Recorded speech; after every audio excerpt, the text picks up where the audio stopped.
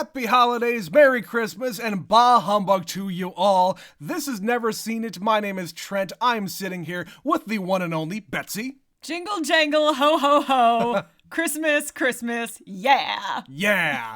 Today we are ending our holiday special with the, let's just say, not Christmas movie, Krampus. Betsy, I don't know why the hell we're watching this movie. Because we must. We must. It's an imperative that we watch this particular Christmas movie this year. I don't know why we chose this, but here we are. Betsy, Krampus is a movie that came out in 2015. I don't really know much about it. What do you know?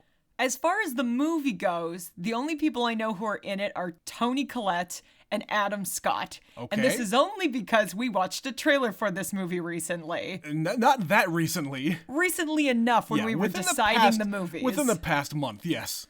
And this is more of a horror movie, if you will. I guess. Because are you familiar with Krampus and what that is? Not really. Like, Krampus is like a legend, much like Santa Claus is, like, compiled from a lot of different, like, I don't know, fables? So, I don't know exactly where it originates. Somewhere in the European nations.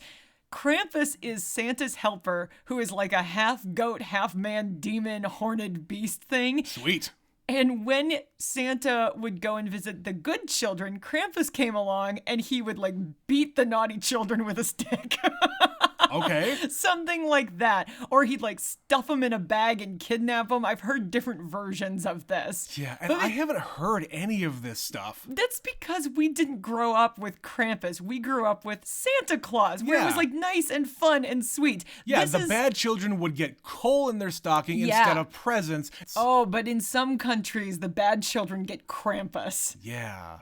So this is what would happen if you are in a house and Krampus appears. And I think it's going to be a lot of murder and carnage. Okay. I assume. I assume that is the case based on the trailer that I barely remember. Adam Scott is a guy, Betsy and I were just talking about this today. Adam Scott is a guy that I really appreciate because I have very much a dry sense of humor, and he embodies that. Also, he's in his 50s. He turned 50 this year. What the fuck, man? He got a young face. He's got a boy face. But he is 50 years old. He will be 51 in the spring. God, he wasn't 50 in this movie, though. So, anyway, Krampus is the choice today. I don't know anything else about it. I hope it's going to be much like Violent Night that we watched last year because we had such a good time watching that. I have high hopes. But anyway, we're going to go and watch Krampus. We will be right back.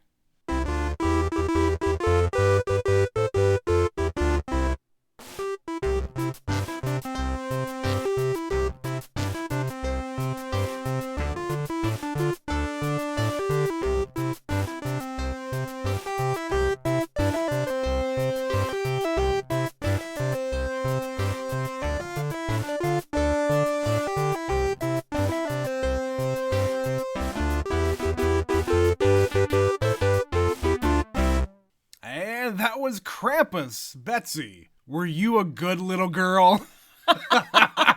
That is a weird little movie. Yeah. But I'm kind of here for it. Betsy, that might be better than some of the movies we had selected for Never Scream It. Seriously. It's one of those movies that knows what it is. Yep. And it's just like, fuck you guys, we're doing this. This is fun. Come along for the fun. Come on. Enjoy it or don't. It's weird to me because when we were putting this on, it shows us the Rotten Tomatoes score. Yeah. And the critic score is higher than the audience score, which I don't know. It's an odd thing for a movie like this. It's an odd thing because I really enjoyed this. It was just stupid fun, and it doesn't end the way you think it's going to. Most movies you are programmed to, there has to be a happy ending. And in this one, it's just like, no. It's not that kind of a movie. It's not that kind of a movie. Krampus is here to fuck your shit up because you were a bad little boy. Yeah. And there's no getting out of it. And this movie speaks to me in a way that I don't know if I've actually articulated on this show. I'm not really much for like the really happy and saccharine, like everybody, family coming together and it's a happy. Fuck that. Come on. You don't dislike Christmas, but you No. are not warm and fuzzy about Christmas. No, because I like when families are depicted as messy. And this family is messy. Yeah, it's like the Home Alone family in those two movies with Macaulay Culkin, the first two. That family is full of miscreants. There's an asshole uncle coming in. The cousins that come in are all types of weird. I feel like there is a formula for movies like this because you see it in this movie, you see it in Home Alone, you see it in Christmas Vacation, where you're bringing different elements of your family together, and you might be completely different kinds of people. The adults don't like each other, the kids don't like each other, and the whole point is you have to figure it out and get along because your family, or at least try. Yeah, and Adam Scott kind of addresses that a little bit in the beginning of the movie.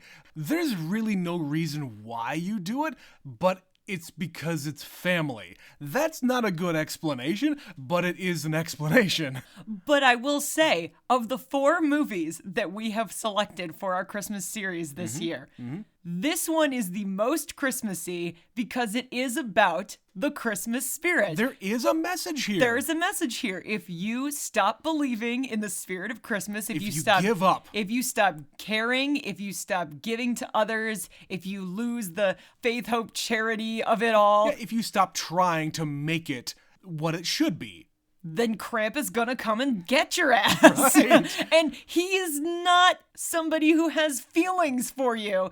You asked for it. He delivers. Yep. So at the end of this movie, this little boy who tore up his Christmas list, his letter to Santa, his Christmas wish, he said, screw it. No one else cares, so I won't care. Krampus shows up and he takes care of business. Yeah. At the end of the movie, the little boy is like, take me, like that self-sacrifice love. Sure. The act of salvation in most movies that you would say, oh, he's gonna destroy this man, this Krampus beast. He's win going to the triumph. day. Yeah. Yeah, no, he laughs in his face and throws him in a fiery pit. Yeah. And the movie ends and they do a fake out. I loved this because I was like, it can't be that easy. And you kept screaming about the fucking like haze over the... Yeah, there's a soft focus. Soft focus. This is not what it should be here. So I read that there's actually 2 different interpretations of this ending where everybody, you can see all the different snow globes of the different houses and families and whatnot, which, by the way, kind of harken back to the ending of the first Men in Black. Yep. But the first and obvious interpretation is the family is like being held captive and this is basically their hell. Yeah, you wanted to be together with your family and you wanted it to be the way it was. Fine. Yeah, I can arrange that. You are doomed to repeat Christmas morning for the rest of your days in this. The kid got what he wanted. He got the happy and soft focus family that everybody's happy and everybody likes him. The Christmas as it used to be. Exactly. But the other interpretation is all of these snow globes are kind of like what Santa does. He sees you when you're sleeping and blah, blah, blah. That's how Krampus watches over you. Okay, so all it could these snow be... globes are all the families and all the kids, so he knows who's naughty. He could be just observing them like, okay, I'll let you off the hook this time. Right. However, no, I'm way more nihilistic at the end of this movie. I want them to be trapped in a perpetual damnation of sorts of their own design. That's right. And normally I love a happy ending, but this is so bonkers a movie that I'm like, no, I kind of want them to be trapped in their own personal hell.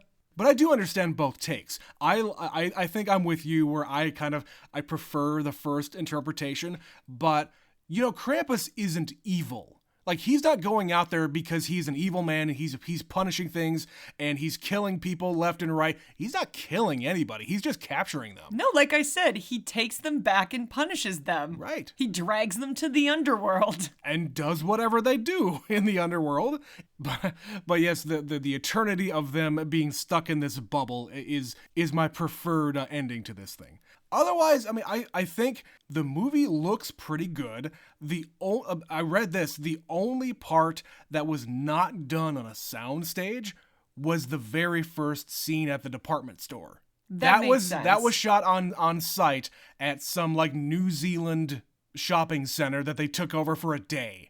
So this movie begins on Black Friday and everything is in slow motion and everything is chaos. People are fighting over merchandise and they're running people over and it's all in slow-mo as they fight. And I'm just watching it going, hey, remember a few years ago when people still gave a shit about Black Friday? Yeah. And now I'm one of them. Now no one really cares. All of a sudden, I don't know what the change is, but in the last 5 years, maybe it was just a COVID thing, but I kind of think it's a lot of factors. It is a lot of factors. Just in the time you and I have been together, we have been to the mall at 12:30 at night. Yeah. And the place is bonkers. And we just see all these people jam-packed in, shoving each other through. You can barely move around because there's so many bodies. Yeah. And then this year, there were all these videos going around of, okay, here's the parking lot at Target. They opened 10 minutes ago and there's nobody. Here's the pile of merchandise that's all on sale and nobody's taking it. That's all I kept thinking in this opening sequence was, wow, we really got away from that quick. Fucking 3 months into when Betsy and I were dating, I took her at a midnight thing at Target because I wanted to buy something. I think I wanted to buy a hard drive or something. That was the only place that had it for that price. So we got in there, I think maybe right when they opened, maybe a little bit afterwards, probably a little bit after. I think we showed up as the doors were opening, kind of a thing. Yeah, and they let everybody in who was in line. And I'm not going to wait in line outside when it's that cold. And we got in there, we got the thing, we waited through the entire line, all the way through as it snaked through the entire store. Up and down every fucking row. For 2 things. Yeah. That I bought. You didn't even buy anything, but for some reason you tagged along. I feel like I got something really mundane, oh, look, picture frames. Remember. It was something very inconsequential, but we were there and we had to wait and you keep walking past more stuff. So you think, well, I might as well buy that. Yeah. And the Black Friday shopping thing has been a tradition for me for over a decade now. That was back in 2011 when we first started dating. And pretty much I've done something every single year, whether I actually go to the store, go to the mall, go to Target or Walmart or whatever it happens to be. Fucking Walmart was terrible. Or I would stay up late at night, wait until the midnight sales went on sale online, bought a bunch of stuff online, and then went to bed. And a couple of times I actually stayed up the entire night. So I was very much into Black Friday shopping, but over the past 3 years, no. We were just talking today. The only thing I bought on Black Friday this year was clothes. Yep. That's it. Yep. I bought a couple of pairs of jeans and we left. And we didn't even go at opening. We were halfway through No. the day. It was just yeah, it's here. Yeah. Cool. But that's how this movie starts. And so it's commenting on commercialism and how awful people are to each other. And the little boy is fighting during what appears to be a children's recital at this store? Yeah. Was I interpreting that correctly? I feel like it was just an in-store Santa thing. I don't know. Well, it was a choir of children singing. And I didn't even see that. I saw all the parents who were filming the fight happening. So I don't know. I didn't really see what was happening other than the fight. Well, they sort of explained it afterwards. The boy said that another kid in his class told him Santa wasn't real. Yeah. And he got into a fight over it. Sure. So I'm I don't know if we're in 2 different locations or this is a single location. It was just kind of a weird extra thing at the beginning. Right. And I think it's just to establish, hey, this is what's going on. This is the chaos Max happening. is having a hard time, Yeah, too. It's both. It's the commercialism, it's the Black Friday stuff, but at the same time, this kerfuffle is happening over here at the same store, and we have to introduce the family and the fact that, hey, maybe not everything is hunky-dory in the family. Yeah, Dad travels too much. Mom's a little bit too uptight. He works too much. Toni Collette as the mom is, like you said, she's kind of fancy for the sake of being fancy. When the aunt shows up and looks at all of the decorations and all of the different tchotchkes she has, she says, man, it looks like Martha Stewart threw up in here. It's the thing of people who try too hard. It's beautiful. What she put together was beautiful. Sure. but it's not real. But it's for just what? It's not just you. to take pictures of, basically. It looks like a magazine. It's what you think you should do. Mm-hmm. It's how you think that, okay, my home for my family needs to look like this, look a certain way, look perfect in whatever interpretation that is. This is hers. Betsy and I don't really decorate all that well or all that much. We put up a tree. We put up a tree every single year. It's the same tree we got on clearance from Walmart the first year we were married. Fake tree. Fake tree. But we never put up any kind of like big decorations in the house or even on the house. Nah. No. We're not those people. The entire cul-de-sac has like something out there. I think we're the only ones that don't. Well, that's their prerogative. Yeah. I don't care. I don't care. It's so much effort. And it's not that we don't have Christmas spirit. Don't misunderstand this podcast, listeners. Totally. I love like gifting things to people and seeing them get excited. And I love watching my nieces and nephews open presents. And I love doing Christmassy shit and watching these movies. But the actual decoration, our problem is we just aren't that creative. We don't have the time. We don't have the energy. I am not going to break my neck climbing up a ladder to hang a bunch of lights on my house that have to come down in like a few weeks. We barely put up the Christmas tree a week ago.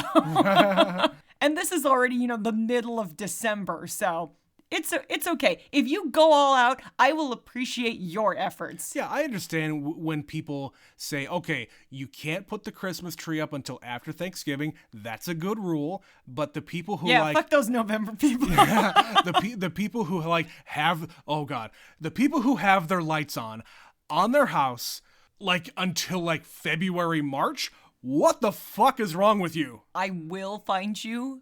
You're very easy to find. Betsy gets and more I will upset destroy you. Betsy gets more upset about this than I do. It's infuriating. Like, there is a grace period. But once Christmas is over, like, come on, guys. Just move on.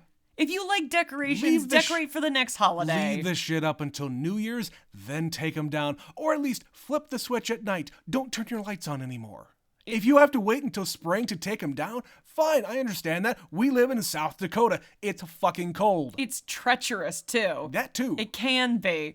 But, yeah, that's something that makes me very grumpy when people leave their lights on for Christmas for far too long. Anyway, so Toni Collette as the mother is this uptight, not really wanting all these kids coming in, and she's kind of very much she's better than these people. She's insulting to these people because, hey, they just crap out a bunch of kids, and oops, there's a brand new baby here that wasn't expected. They literally forgot a child in the car. Right. And again, that's part of the messiness of this family who is infecting their home. But they also come in and they kind of insult her. And you know what? She does put in an effort. So don't bitch about her cooking. Don't bitch about the fact she didn't make a ham. You know what? I get fucking sick of ham at Christmas. Yeah. We have a lot of Christmases because we have a lot of family in these parts. Mm-hmm. And after like the 5th time, I'm done with ham. It's too much ham. We make ribs for Christmas because I got sick of ham. Every year since we bought this house in 2015, Betsy and I have made ribs on Christmas Eve for when my family comes over. The tradition is my family comes over Christmas Eve, and we spend the majority of Christmas Day with your family. Right, where there's ham.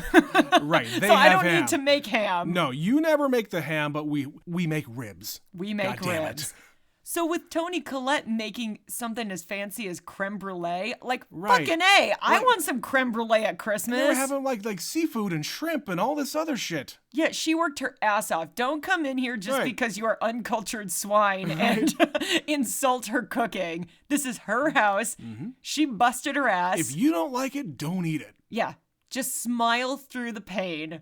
And just say thank you, right? And then move on. You'll get over it in 3 days. But there's always somebody in your family that is gonna make a remark, and that's the aunt character here.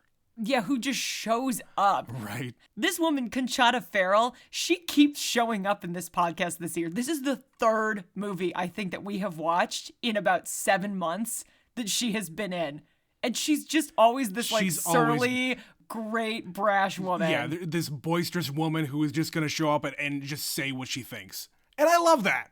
And she is great in this. She's just drinking and giving alcohol to the kids to get them through this shitty incident. Yeah, all the way until the end where she has to shotgun all of these creatures. Well, and then when the elves come, she says, fuck it. And just lets them take her, basically. Right. And we've barely mentioned Adam Scott so far. He does a pretty good job of being a dad in this, but I feel like, I'm not going to judge somebody's parenting skills here, but he's kind of treating the Max kid as like much younger than what he actually is. He's like always kissing them on the forehead and like, hey, champ, hey, sport, that kind of a thing. Come on, that kid is a lot more mature than what you're treating him as. He's sort of a stereotypical dad, and it could also be the fact they mention he travels a lot for work. So in his head, he is younger because he's missed some time. Yeah, he's not seeing him grow up and like mature before his eyes. He thinks he's still like 5. And this kid is at that cusp where Christmas starts becoming more commercial and less magical. You start hearing your friends say things you haven't heard before, and truths come out that you're maybe not ready for. Well, especially, it's not even just friends, it's your family too, because I listen to my family a lot more than I did my friends. My friends were fucking morons. Most children are, especially boys at that age. But you know, the cousins that I hung out with when I was a kid, I was I think, 2nd or 3rd oldest of all my cousins. So, you know, I learned things before they did, and I passed it along to my younger cousins whenever they were around. But that's different than your other side of the family where you were the youngster. On the other side of the family, we never really hung out during Christmas with my dad's side of the family. I was the youngest on that side. By a lot of years. By a lot of years, yeah. I was kind of an oopsie, by the way. Just to bring that up again. But to bring it back, Adam Scott, I love him. I think he should be more famous than he is. I think he should be in all of the movies because he's just really embracing of things like this. He goes along with kind of chaotic nonsense. Yeah. Like we had him in Step Brothers when we watched that movie. He is just a weirdo in that. I have seen some other things where it's just like, why are you here? But he's like, whatever, I'm up. Let's go. I'm up for the challenge. And that's the thing about him. He doesn't really fit in anything, but at the same time, he kind of fits everywhere. You can just plug him in. Like, him holding that giant gun looked so out of place. I would never have thought that I would see him in a movie shooting a giant revolver. But it also works completely. Like when he is being attacked in the attic, like a robot is literally trying to stab him. He is stabbing him. Eventually. He just goes for it. And it's like, what chaotic nightmare is this? Yeah, and he's also being his sarcastic self. He doesn't get to be as dry and funny, but he's got a great reaction face. Like you can tell when he is holding back a thought, but you can read the thought on his face. Yeah, and like when he's being attacked, he's like, oh, this is the last thing I need or something like that. But yeah, I think Adam Scott fits as well as he could have anyway. The only other like family member here that we haven't mentioned is the daughter. She's the stereotypical teenager who is kind of above it all. Like, I don't want to hang out with my family. I would rather hang out with my boyfriend and get high. But of course, she's the first victim, which is why she's only in a little bit of the movie. Yeah, she is, again, the stereotypical girl who goes out there and screams a lot and gets taken out. And I don't even understand exactly what happened because we see her under the truck and then the little minions come and get her. But when Adam Scott and David Koechner go out later to find her, there's like screaming in the distance. So it's like, where is she? Where was the screaming coming from? Well, just like when some of the other kids got kidnapped, there was still screaming happening as they were being taken away. I suppose. And they just seem to be hanging out in a sleigh until it's time to go. Right. And again, they're not being killed. They're just kidnapped. At the first part, yes. Yeah. So that's the main family. We also have the extended family showing up. Is David Koechner, who has shown up in all sorts of different movies. He's in both Anchorman movies as one of the friends, I guess. This man, I tell you what, this man basically plays the same character in every single movie that he is in. Oh yeah. We also love Thank You for Smoking, and he is this Yes. guy in that movie. Yes. If I could recommend any movie that you go out and watch, it is Thank You for Smoking. We It's recommend so good. lots of movies, It's but that's so definitely good. one. He is playing yet another kind of stereotype where he's the, I guess, the right-wing uncle who comes to Christmas and starts talking about guns and Obama and whatever the fuck else. He is this guy who is showing up and doesn't really fit within this family that he's visiting. And his wife, who is the sister of Toni Collette, just kind of goes along with it. She doesn't participate in any of that stuff. She doesn't really do much. She's just kind of the mom. They don't get into the specifics, but part of the Christmas letter that Max writes, he says, I know they've been having a hard time, and it Right. would be really nice if you could help them out. Right. So you just kind of assume they just are very different classes of people. They have very different kinds of lives. Sure. And there's nothing wrong with that. It just makes for a different kind of interaction when one of you is very prim and proper and the other one has no filter whatsoever. Yeah, and, that's kind of a common thing in a lot of families where, you have one family, I guess, one household who is doing pretty well, and you tend to want to go over there for Christmas because they have all the fancy things and the nice things,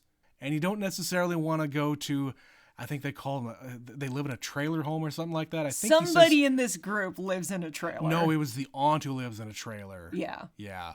But still, the point remains that the kid saying, hey, I wish that you would help out this other family, my aunt and uncle and my cousins.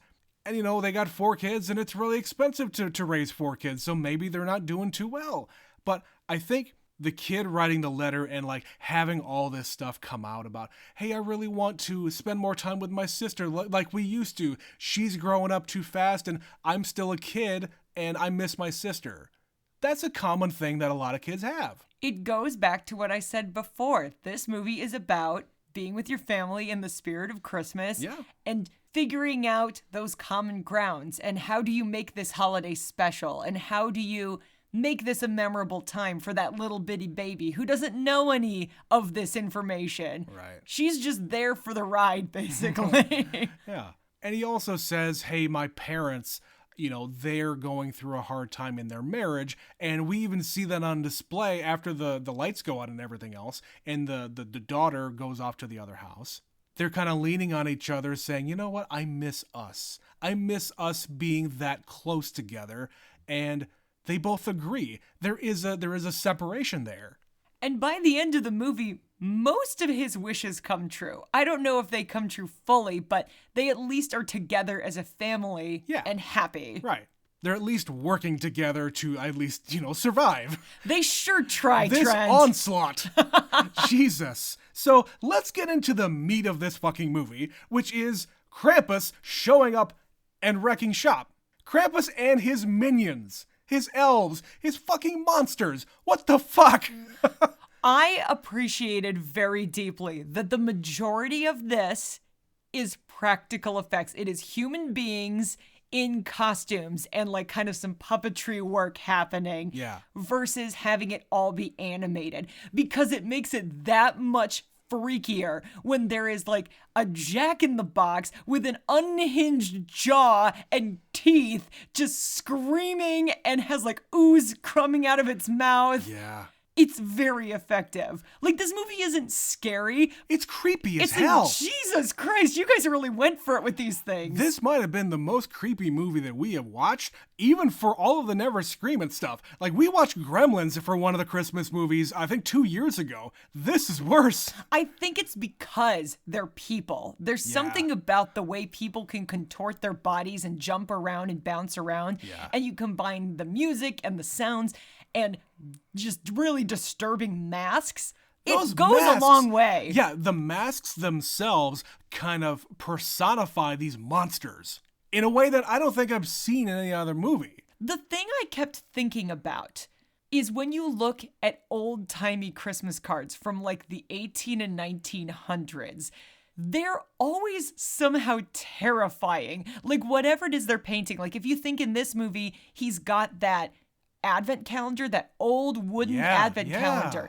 It's that kind of imagery in Christmas cards where even if you're not intending it to be creepy, Yeah. it always is like so vintage and old-fashioned and disturbing. Yeah, it's a little off. Even like the final one with, Santa Claus coming to your front door with the big long beard and he's kind of skinny, like that doesn't fit in your mind as Santa Claus in the 21st century, of course. No, at the time that those things came out, they were beautiful and top of the line and interesting. Now they're terrifying. And that's what I was thinking of when I'm looking at these like creepy dolls crawling on the floor and bat women in wedding dresses. I don't even know what that thing was. I interpreted that as like a bird. It was like a bird, but also it was a doll face. Right. But All of them also had it doll had a faces. creepy long tongue that was licking her. Right. And there's also like the teddy bear who has like a bear mouth, bear claws. Yeah. And the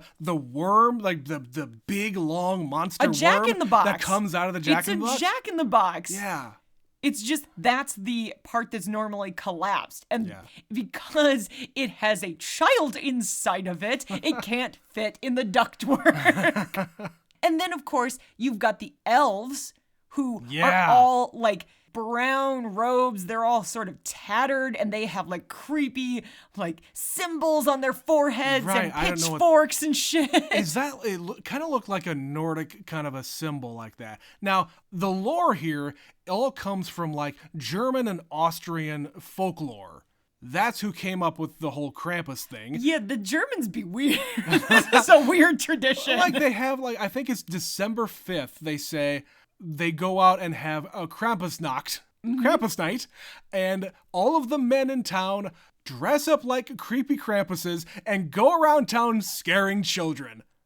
I love that. It's so dark, and then it's traumatic, and then all the kids are like, well, I had to do it when I was a kid, so you have to do it. That's right. If I suffered, you must suffer. But we haven't even mentioned the grandma yet, who basically speaks German the entire movie. She is German, so clearly this is someone who came from Germany. Yeah. And she knows what Krampus is because she experienced it for herself. And we get this sequence of events where she talks about what happened to her as a little girl. She says, my family was, separated. We kind of lost the Christmas spirit and, things were kind of shitty. So she wished that they would go away. And then Krampus came. But of course, all of this is presented in this like weird Coraline looking animation style. It's like stop motion claymation, but I'm assuming it's computer animated. I have no idea, but it looked like a Coraline kind of a thing. Yeah, it looked amazing. It did. It was a great sequence, but all of a sudden it's like, why is this movie animated? Right.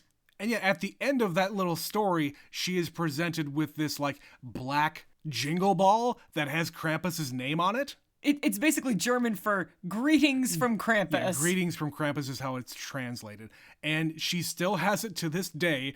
She tells her story, and I wish that she would have maybe said something earlier to maybe explain that don't go to sleep because if the fire goes out, then Krampus is going to get us all. She waits for a more opportune moment to alert them of the impending dangers. Right, after like a couple of kids already get kidnapped or something. I feel like it's because she figures it's hopeless. Like, what is what difference does it make if I tell you? Right. Because as far as I know, there's no stopping him. And she's right. There is no stopping him. At the end of this movie, he is not stopped. He is successful. But we haven't actually talked about how Krampus looks. So you see him at a distance. He's leaping from rooftop to rooftop, and you don't really get any kind of like good look at him, except for there's huge horns and he howls. You get kind of a shape of him. You know he's very big. Yeah. And then you see his hooves as he is like walking around the van that the daughter is hiding under. Right. So you know he's got chains. So it's very menacing because he has noise. You can hear him coming. He's screeching. There's chains rattling. He's also got jingle balls. He's huge. He's stomping around. And it's not until near the end of the movie that we get a final reveal and we get to see him in all of his glory. And he crawls out of the chimney. That sequence was great. Yeah. That was really, really effective how they have it cracking as he is shoving his whole damn body down that chimney. Well, we saw the result of that at the boyfriend's house, where all of the brickwork had come down, all the sheetrock was cracked, and yeah, you can see the result of that afterwards. But yeah, as he's coming down, like everything is just cracking and the house is shaking and grandma's down there waiting to accept her fate. But when we see him, you see the long, creepy fingers, then you see the horns, and then he comes out, and it's a guy in a suit. Like, there's probably a touch of animation because, like, he has a big tongue that is clearly fake. Sure. But he looks like Santa, but in a really, like, I've been dead for a long time zombie kind of way. Well, he's wearing a mask. Like, there's no actual flesh there on his face. It's just a mask, just like all of the other elves have masks. I don't know if that's true, but Grandma describes him as Santa's shadow. Yeah. So he looks like Santa, like he's wearing a robe with fur on it, but he has this giant hunched back and these creepy long claws, and he might be wearing a mask. I don't think he was, but he's very disturbing looking. The face does not move, so that's why I say all of these other minions have masks. Why wouldn't he? I'm gonna have to go and get a better look at him later and just like stare into that evil little face. I don't think you want to do that. But yeah, you're like you said, he is Santa's doppelganger, but he's the dark version of it, so he's still got a sack full of goodies. He's Nega Santa? He's Nega Santa, yes. He's got his basket full of goodies, his sack full of goodies, excuse me. And when he opens it up and shows it to Grandma, all these fucking things come out and get her. Little gingerbread men that just laugh maniacally and shoot Guns. That was a nice touch. It got a little playful there. This movie is PG-13. And we got the one fuck. Auntie got to say the fuck. I like that. Thank you. But you didn't get anybody like getting maimed or like really, really injured. Like the brother guy got his leg bit, but they wrap him up. They didn't really show anything. Yeah, the violence is all hidden. Like everybody who is getting taken away is off screen or under the snow. Yeah, you're right. There's a lot of hidden violence there, but it's just kind of implied. But one thing that I read was when they were trying to sell this movie, the director said, I want to make a more not true to life, but like true to the fables, story about Krampus. And the studio said, okay, you can do it, but you need to make it PG-13 so that we can sell it. Yeah. So you can actually bring families to this movie. I mean, I wouldn't bring children to this, but that's just me. It depends on how old your children are and how you raise them. What's their sense of humor like? Is it developed? Yeah. Do they understand this is all fake and supposed to be kind of funny? Yeah, I do think that some parents do teach their kids, especially about, hey, this is fake. None of this is ever going to hurt you. I know somebody that brought their daughter to that Five Nights at Freddy's movie. Okay. I think the kid is like between 8 and 10. Oh, nope. But this was a learning experience. They tried to go the first time and she kind of freaked out, didn't like it, and they left. Then they tried it again because she wanted to try it again. The daughter. The daughter did. And she got all the way through it. I mean, that's fine, but 8 to 10 just seems too young to me. But they're not my kid. What do I know? But think about it. Those movies, the Five Nights at Freddy thing, is based on video games, and kids fucking love those games. That is true. If it's something of that kind, yeah, I get the leap. But because it is a video game, it is a lot more, it's fake. You can't look at the game and see real flesh and blood people, but when you see it in a movie, it's more real. These are real people, real actors. And real puppets and things. And I think 8 to 10, you start to understand the difference between that's like a computer animated thing, that's something that's real and tangible, but there's a human being operating it in some capacity. Right. But this is also like you mentioned Gremlins. If you grew up watching Gremlins, you probably fucking love this movie. I would say yeah. It's the same spirit. It's cut from the same cloth. It is chaotic, to be chaotic. Yeah, and all the little minions are like cackling and like laughing everywhere. Like, I would almost guess they sampled a little bit of that sound and threw it in here somewhere, because it's I don't know. so similar. Or maybe it's just when something is tiny, laughing maniacally, it always sounds the same. You actually said that the sound was created by two people who are voice actors. Well-known voice actors did the voice of the gingerbread man. The gingerbread men were voiced by Seth Green and Justin Roiland, who does Rick and Morty. Yeah, so two guys who know a thing or two about voicing cartoons and make-believe characters. Yeah. And that's just fantastic. Those fucking guys in this movie, those gingerbread men, made me just chuckle. Because, like, the first time we see it, it's stabbed to a refrigerator, and you don't know what's up with that.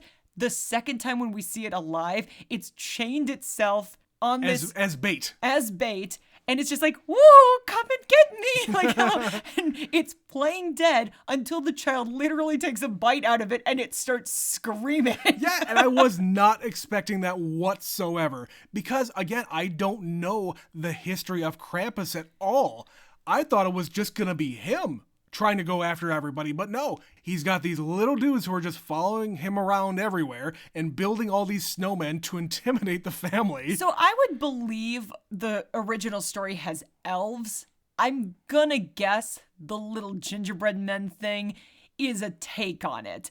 I would say that part was for the movie. I have no idea. But then kidnapping this little boy, yeah, no, that's real. That's part of the story. Like I said in the intro, that is what I knew about Krampus was there is this devil demon thing that is going to take the little naughty children away. But here, he's not just taking the children, he's taking the adults and anyone else who he has deemed to be naughty this year. It's all of the family. And when the kid finally says, I take it back, you can stop this, make it stop, I believe, Christmas miracles, all the stuff you expect. Yeah, I want things to go back to the way they were. He does it. He changes his wish and he gets his wish. But you're right, there is a little bit of an interpretation for, did he though? Yeah. Because he opens this creepy looking box and there's the bell that says greetings from Krampus. And they all look at each other going, wait a second, hold on, what's going on here? But they don't actually react. No. So that's where the interpretation of, hey, they're actually in hell. That kind of a thing.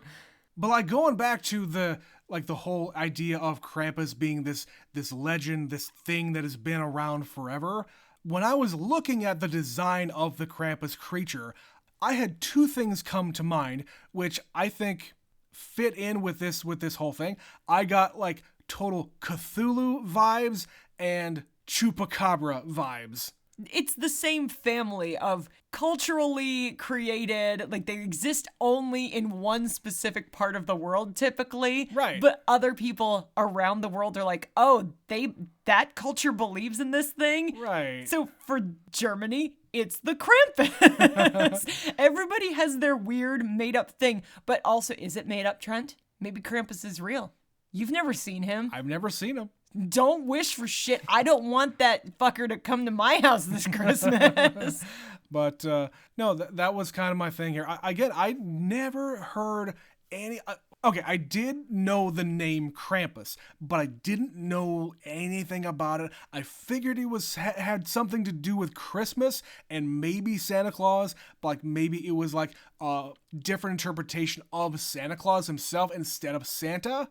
I didn't know that they were like shadows of each other. I no idea. I also at one point in this movie was like, is Santa going to appear to save the day? Like Santa will show up and destroy the Krampus? Oh man, I would love a fucking Krampus and David Harbour as Santa Claus. Can we get this to happen? Fuck, that's the sequel. It's like Alien versus Predator. Fuck yeah. But it's Violent Night versus Krampus. Yes! I want this. Anyone who's listening who has connections in Hollywood, you can have that idea. We just want to see it. Just make the fucking just movie. Just make it happen.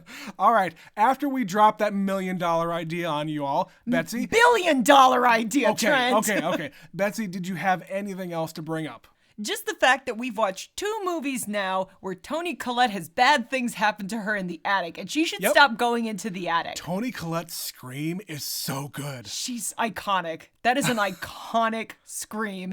And even though this is a different kind of horror movie and it actually predates Hereditary, I want her to keep exploring this world because she's so committed and just playing it completely straight. That's the best part of it. It's brilliant. Yeah. I love it. All of the people in this family, in this house, are taking this deadly seriously. This fucking creature is coming in here to kill us. Yeah, this isn't played for camp. This is not something where they know it's very silly. They believe they're gonna die. Right. And they play it like they're gonna die. Right. Man. Krampus. I'm here for it. This might have to be put into our rotation of Christmas movies. We don't have a lot of them. We don't. But I really enjoyed this. A lot more than what I was expecting. So did I. I agree with your assessment that it may need to become at least a semi-annual tradition. We haven't seen Violent Night again, which is kind of surprising. We've been busy. We don't watch Christmas movies in the middle of the year either. No, not really. All right. I think we can probably end this one here.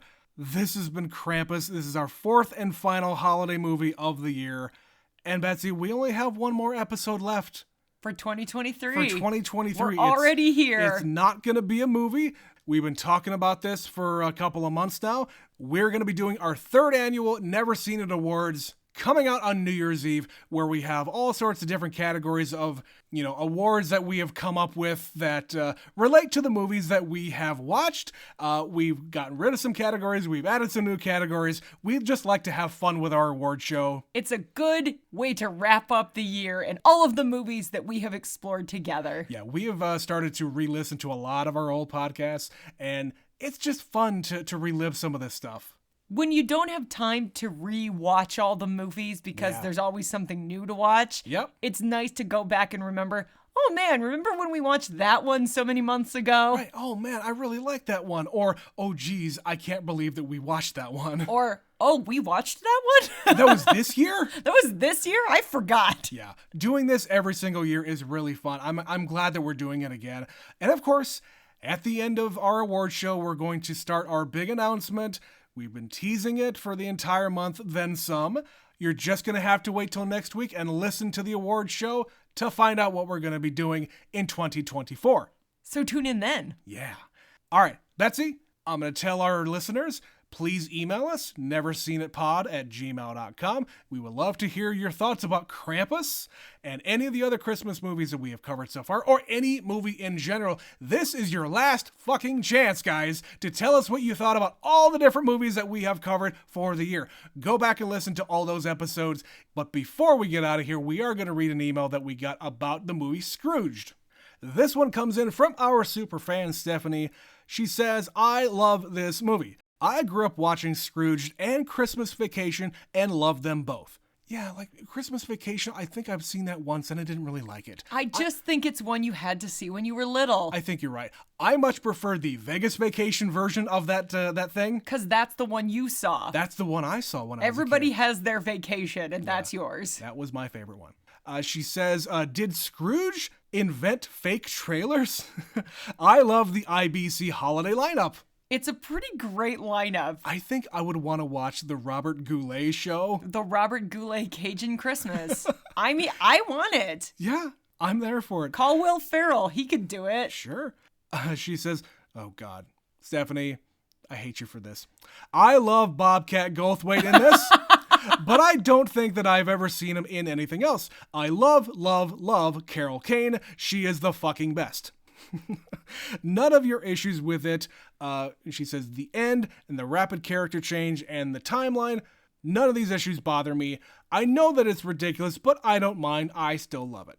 I have never had Tab. I assume it's gross. I genuinely don't know that I've ever had it. I mean, it wouldn't be around for all this time if it was like terrible, but people's tastes change over decades. Yeah, and the formula changes too for different drinks. Sometimes. like Coca-Cola has changed their recipe to use, high fructose corn syrup instead of sugar. Surge has changed, Trent. If you recall what Surge was when we were in high school and what Surge is now, does it taste the same? Mostly, but it kicked your ass when we were in high school. That was the real Surge. There was so much fucking sugar and caffeine in that thing. I don't really know if they changed the recipe on that. I didn't really look into it when it came back the first time. I bought a case of it on Amazon, and it really took me back. I think it's just the thing that it was an energy drink before we had those, which is why it packed such a wallop in 1999. Yeah, and it just doesn't fit these days because most energy drinks these days are all sugar-free. That is true. Yeah. They can't compete. Yeah. Anyway, back to the email. She says, we watched Violent Night and a Walton Goggins / Mel Gibson Christmas action movie called Fat Man this weekend. What? What the fuck? Why would Walton Goggins... Okay, I'm not going to get into that. And she says, I also watched Single All the Way and White Christmas. Perfect lineup. Except for that one that I just have questions about. I don't want to watch anything with Mel Gibson ever again. But thank you again, Stephanie, for your email. And every time you email us, it makes us happy. It surely does, especially at Christmas. So again, we say Merry Christmas to you, Stephanie, and all of our listeners. Whether you celebrate or not, this time of year is very special to us. This is the time where we can reflect back and think about all the good times that we've had on this podcast. And of course, we are looking forward to everything coming in 2024. Betsy, I want to thank you for being my co-host all this time. And of course, thank you listeners for being here with us. We very much appreciate every time you click that play button.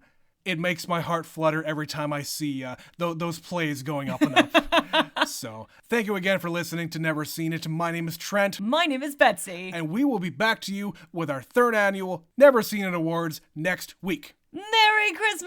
Merry Christmas!